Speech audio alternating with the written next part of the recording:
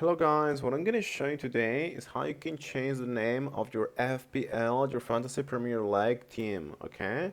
Now, as you can see, if we go to pick team, I have this team in here that I created before, but I assign a name that I don't want any longer, okay? I want to change this name to something else.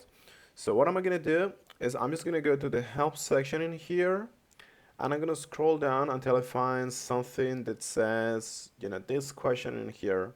How do I change my team name or the team I support? So just click in here, and it says you can change information on the team details page, and you have like a link here that you can access. And that's going to take you directly to this link, which is the entry update to modify the details of your team, okay? And now it's very simple, guys. You just have to modify this, name in here. Make sure that the teams, that the name are not inappropriate or offensive, as they might result in you being banned for this actually app, okay? So just select a name, and that's pretty much it. Thank you so much, guys.